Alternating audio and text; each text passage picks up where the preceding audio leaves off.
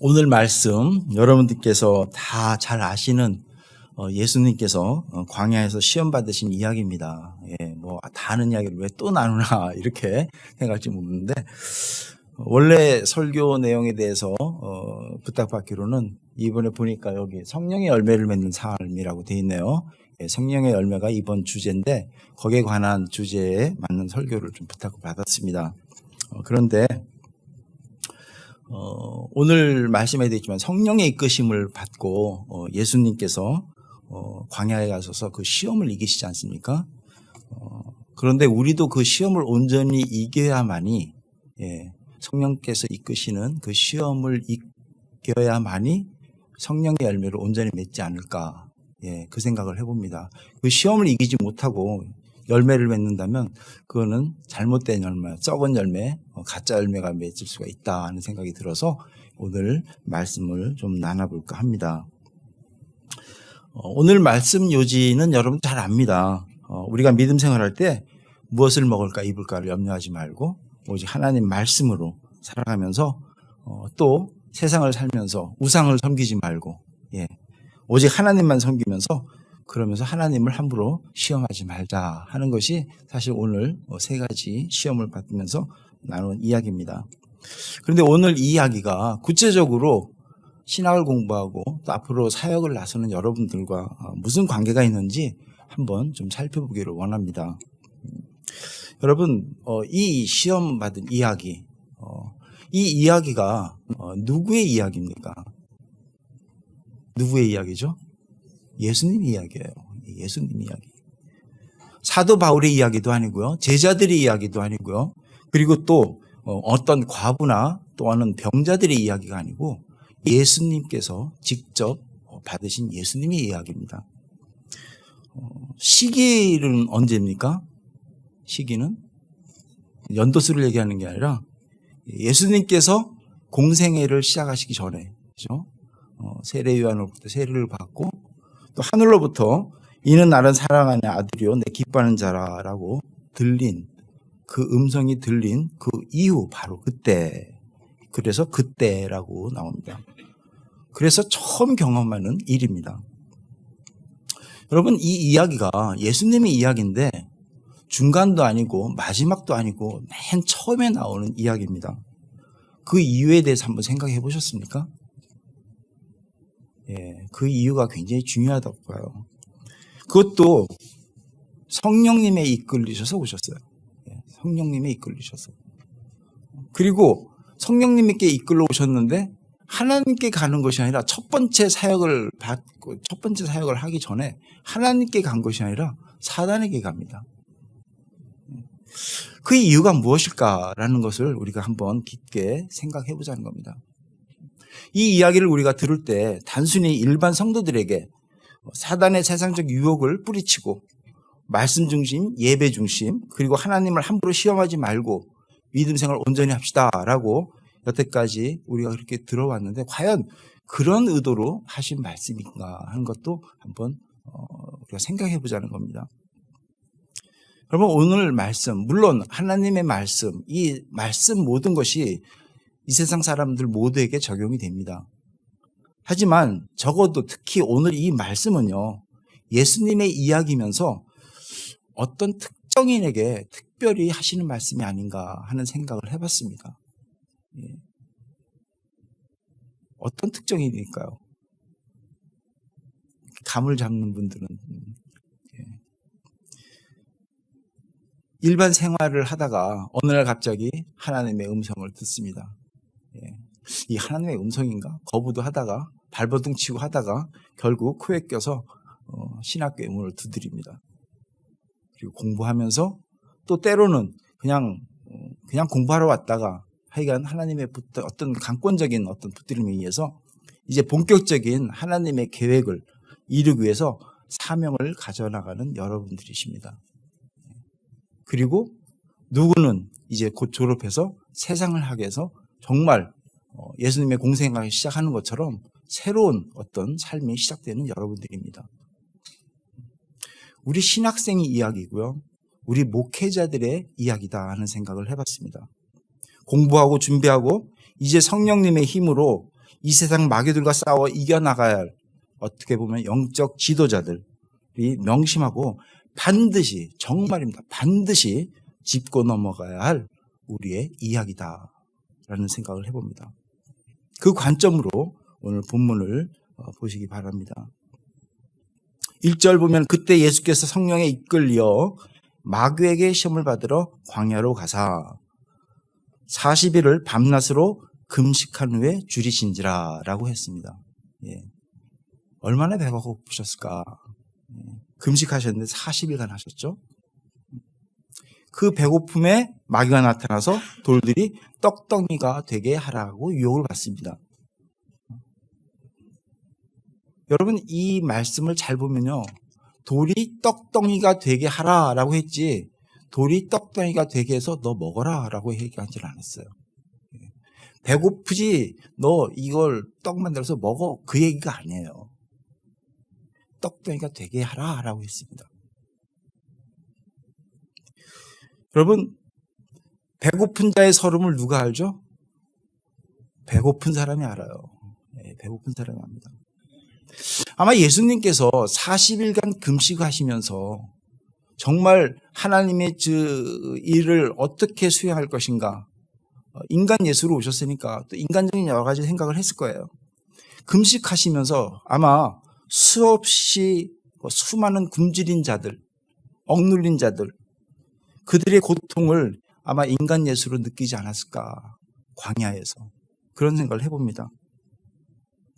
지금 예수님께서 성령에 이끌려서 가신 곳이 광야입니다. 저는 아직 이스라엘 성지는 안 가봤어요. 근데 그쪽 광야에 가보면 온통 돌덩이래요.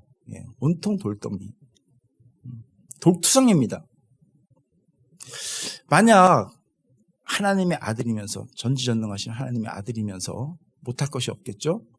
그러면서 또 인간인 예수님 인간적인 만약에 생각을 해본다면 그 배고픈 자의 서름 알고 배고픈 자를 생각하면서 그들을 어떻게 먹일 수 있을까?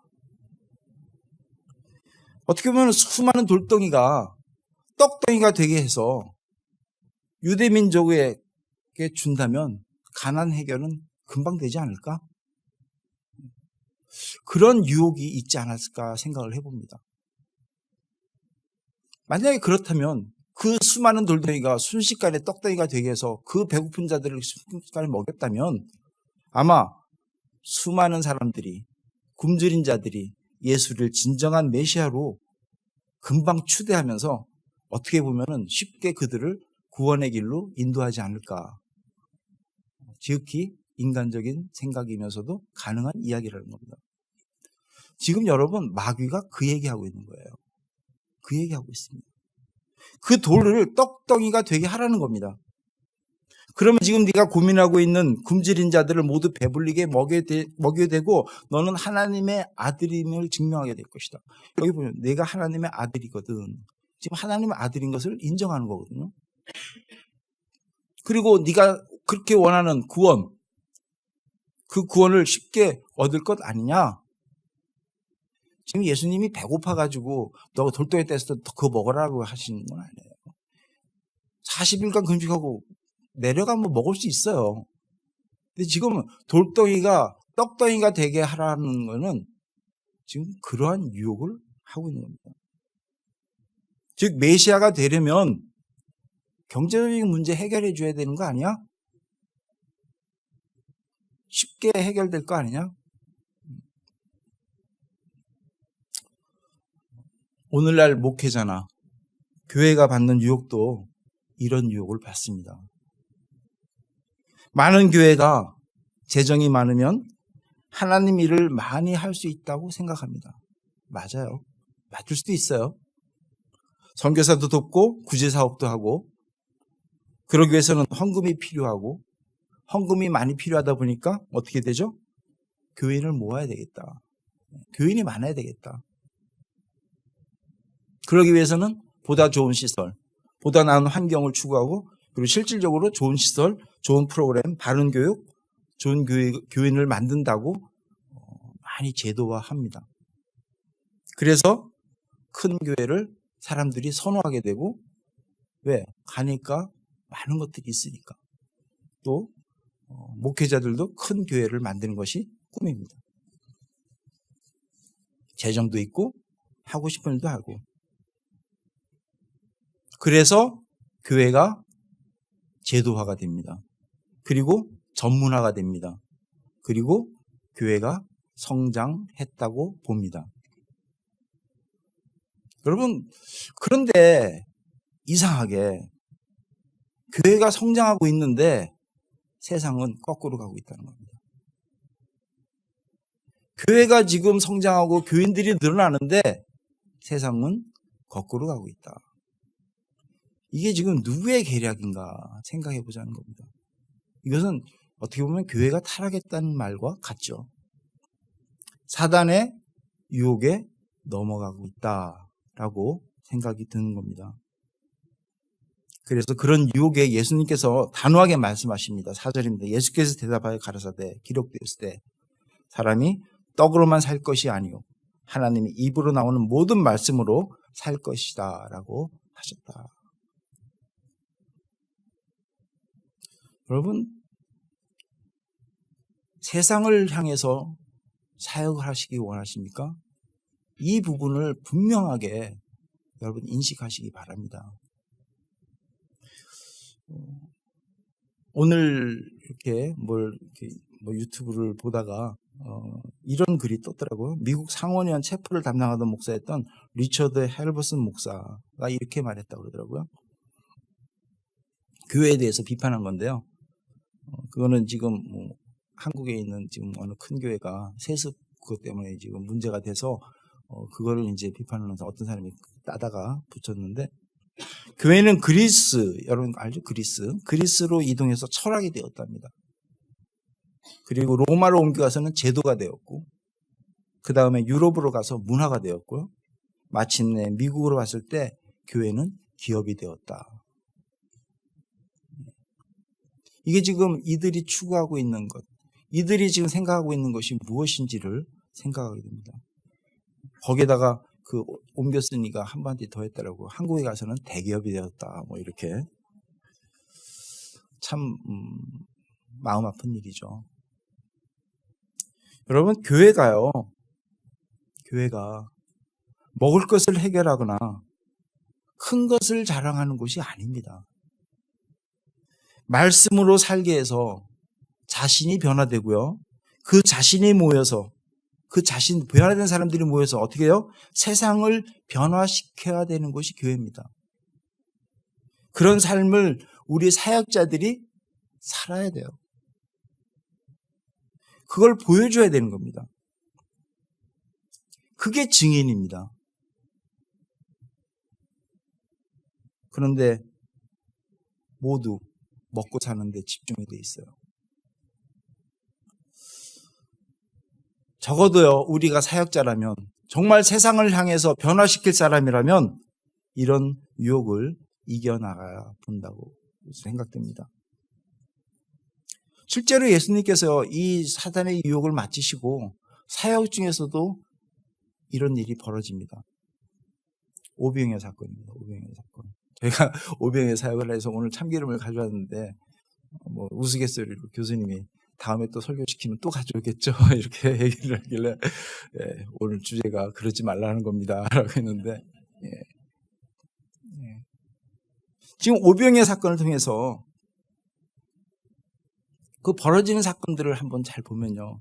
말씀을 전하다가 물고기 2마리와 떡 5개, 빵 5개로 5,000명 이상을 먹이십니다. 돌들이 떡되게 하지는 않았지만 2마리의 물고기와 5개의 떡을 5,000명이 먹는 물고기와 떡을 만드셨어요. 여러분, 이 광경을 한번 생각해 보세요. 하나님께서, 예수님께서 지금 시험을 받으실 때 거부했던 내용인데 어쨌든 제자들이 먹을 것이 없다고 하니까 만들어 주셨어요. 반응이 어떻습니까? 어땠을 것 같아요? 제자들은 신났습니다. 야, 우리 선생님 최고다. 아마 최고로 으쓱거렸을 거예요. 군중들의 반응은 어떻습니까? 요한복음에서는 어떻게 나와 있죠? 뭐라고 되어 있죠? 그러다가 자기 임금을 삼으려고 했다 그래요. 예수님의 반응은 어떻습니까? 그 아주 익사이팅한 장면에서 예수님은 제자들을 흐트러 버립니다. 제자들을 그들 무리들과 떼서 배 타고 보냅니다. 예수님이 흐트러 놓습니다. 여러분, 이 상황 여러분 같으면 어떻게 하시겠습니까? 기적이 일어났습니다.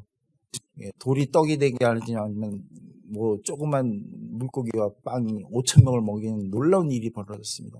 군중들이 흥분합니다. 하나님을 외칩니다. 여러분들은 뭐예요? 기회는 찬스다. 예수님 믿으십시오. 하나님 믿으십시오. 여러분들이 모든 걸 해결해 주십니다. 모든 걸 책임져 주십니다. 아마 구름대같이 몰리고 누구는 거기에다가 대형교회를 하나 딱 차릴 수도 있어요. 그런데 예수님께서는요, 안 그러셨어요. 오히려 첫 번째 시험을 물리친 것처럼 그들을 흐트러 버렸습니다. 우리는 이것을 주목할 필요가 있다는 겁니다. 여러분, 제가 여러분께 묻습니다. 여러분 앞으로 하나님의 일을 사역하실 분들입니다. 하나님 일을 하실 분들입니다. 그런데 하나님 일을 하려면 돈이 필요합니까? 좀 어려운 질문이에요. 아니면 돈이 없어도 하십니까? 제가 옛날에 이 질문을 가지고 TV 토론 나가려다가 잘렸어요.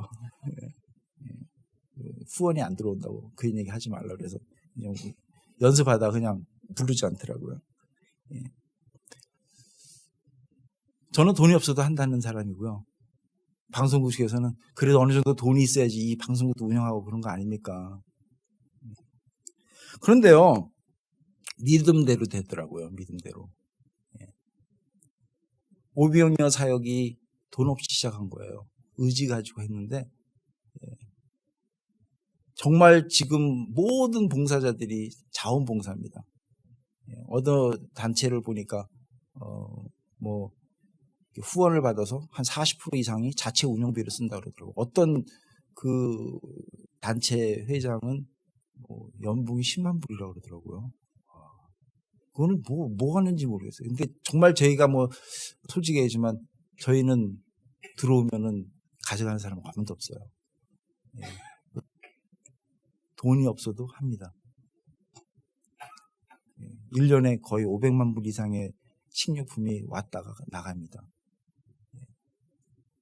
어느 큰 교회에서 500만 불 예산 들여서 나눠주겠습니까?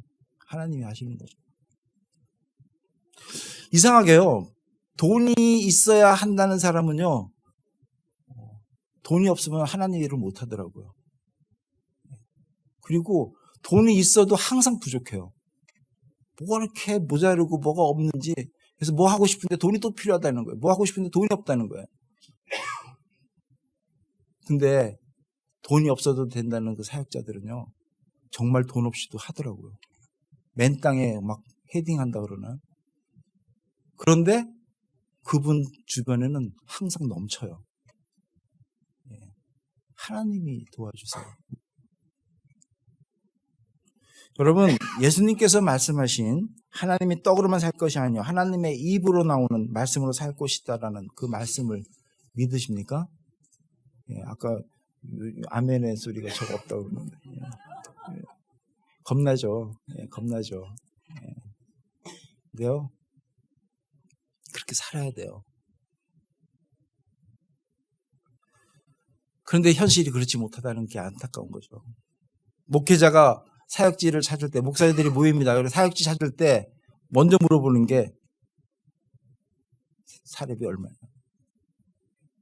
하나님의 의도와 하나님의 필요를 알아보는 것이 아니라 사렙이 먼저 알아봅니다. 뭐 목사들뿐만 아니라 이건 전도사님들도 마찬가지예요. 여러분, 깊게 생각해 볼 문제입니다. 목회자, 사역자, 하나님의 일을 할 분들, 분명하고 다짐하고 물리쳐 나가야 할 첫 번째 시험이 바로 이 문제입니다. 예수님께서 그 사역, 그 큰 사역을 하시기 첫 번째 받은 시험이 이 시험이었어요. 단호하게 말씀하십니다. 사람이 떡으로만 살 것이 아니오 하나님의 입으로 나오는 말씀으로 살 것이다. 여러분, 이 말씀을 깊게 간직하시면서 이것을 삶으로 보여주시기 바랍니다. 그런 자가 나올 때 세상이 변해요. 제가 어느 목사님 이야기를 잠깐 하겠습니다. 굉장히 부임을 했는데 교인 수가 얼마 없어서 사례비가 못 받는 거예요. 그런데 상관하지 않고 지역을 섬긴다고 그래서 지역을 섬기기 위해서 어린이들을 좀 케어하자. 근데 사례비도 못 받고 돈 예산도 없으니까 그 전문가가 없는 거예요. 그러니까 사모가 자기가 옛날에 유아교육을 했으니까 자기가 하겠다고. 근데 목사가 사례비도 못 받고 그나마 사모가 파트타임으로 조금 수입을 있던 건데 하나님의 일을 위해서 그거까지 그만두는 거예요. 그래서 어떻게 하려고? 그러니까 하나님의 일인데. 그래서 모집을 했는데 세 가정이 들어옵니다. 세 가정이. 세 가정을 6개월간 열심히 잘 케어합니다. 그런데 그 목사 가정은 5개월 사례비를 못 받아서 렌트비가 5개월 밀렸는데 쫓겨나지는 않는 상태예요. 그것도 하나님의 역사죠. 그래가지고 연말까지 내겠다고 약속을 하는데 마지막 달에 그 세 아이를 맡긴 엄마 한 분이 만불 헌금을 하는 거예요. 근데 그거는 감사해서가 아니라 그 가정이 어려움을 닥쳤습니다. 3살 아이를 남겨두고 남편이 심장마비로 사망을 해요. 울부짖습니다. 그런데 그분이 갑자기 만불을 들고 헌금을 한 거예요. 그 목사가 그 가정 내용을 하니까 헌금을 받지 않고 그거를 다시 들고 갑니다. 당신 혹시 하나님하고 딜해가지고 이거 뭐 만불 내면 10만 불 주겠다는 이런 목적이라면 다시 가져가라고. 근데 그렇게 울며 불며 기도하니까 하나님께서 너 이제 나만 의지해라. 이 말씀, 떡으로만 사는 것이 아니라 말씀으로 사는 것이다 라는 그 말씀을 듣고 알겠다고. 근데 제가 그 믿음을 보여주기 위해서 은행에 있는 돈 만불을 헌금한다고. 잔금은 몇백 불밖에 안 남은 상태에서. 굉장한 거죠. 그러니까 목사가 그 헌금을 하루씩 받습니다. 하나님께 약속한 그 서원을. 그래서 목사는 뜻하지 않게 만불 수입을 대가지고 밀린 렌트비를 해결합니다. 근데 또 놀라운 거는 그 엄마가 그 다음 주에 남편을 도와주는 사장님이 장로님인데 그 기도 중에 그 가정을 도우라는 하나님의 음성을 계속 들었다는 거예요. 그래서 너무 힘들겠지. 내가 한 달에 3,000불씩 1년 동안 도와줄게. 이래서 그 가정이 1년 동안 하나님의 도우심으로 그래도 그 서러움을 이기면서 지금은 은행에 다니면서 아주 열심히 살고 계시는데 이 하나님의 역사예요. 말씀 의지하고 3,000불 들어오니까 만불 헌금하고 만불 헌금 들어올 걸 계산하고 애들 돌봐주고 직장 그만둔 게 아니에요. 그러면 이럴 때는 이제 감동해요, 우리가. 야, 그러면 나도 이제. 예. 그런데 그러지 않는 경우가 너무 많아요. 예. 그랬는데 아직까지도 뭐 누구 헌금도 안 하고 그냥 결국 쫓겨나고. 예. 어려움이 계속 진행됩니다. 말씀 의지하고 살다가 그냥 죽는 사람들도 있어요. 어려움을 당하다가 고생하다가 그냥 하나님 부르심을 받는 사람도 있어요. 여러분, 이 삶이 두렵습니까? 여러분, 순교자의 삶이에요. 제가 감히 물어봅니다. 여러분 정말 하나님을 믿으십니까? 정말 영원한 삶을 믿으십니까? 그렇다면 순교자의 삶을 산 사람과 이 세상에서 그래도 좀 이렇게 해가지고 하나님의 도우심으로 좀 뭔가 득을 본 사람이 둘이 하나님 앞에 섰다고 칩시다. 누가 더 상급을 받습니까? 아마 순교자는 내가 하나님 말씀 따르다가 이렇게 정말 죽도록 고생하다가 왔는데 하나님이 아마 그 사람만 보면은 어쩔 줄 몰라 할 것 같아요. 여러분 정말 하나님 믿고 영원한 삶을 믿으면 잠깐 행복보다 영원한 떳떳함 그게 더 나은 거 아니에요? 그거 우리 정말 믿으면 그걸 증거해야 되는 거 아니겠어요? 뭐가 두려워요? 말씀으로 살아갈 때 이 세상에서 보상을 받던 아니면 하늘나라에서 보상을 받던 하나님께서 책임져 주시는 여러분이 되시기를 바랍니다. 두 번째, 세 번째 시험들이 있는데요. 8시 반부터 수업이잖아요. 여러분들 오늘 마지막 마지막 예배고 또 다음 주에는 시험이라고 그랬는데 여러분들 시험 미끄러지라고 참기름 드린 건 아닌데 맛있게 드시고 시험을 잘 보시기 바랍니다. 할 말은 많지만 다음에 기회 되면 하고요. 두 번째 유혹, 세 번째 유혹 이것도 우리가 반드시 이겨나가야 될 과제입니다. 관점을 그냥 일반 사람들에게 믿음 생활 잘하라고 유혹받지 말고 생활하라고 한 말씀이 아니에요.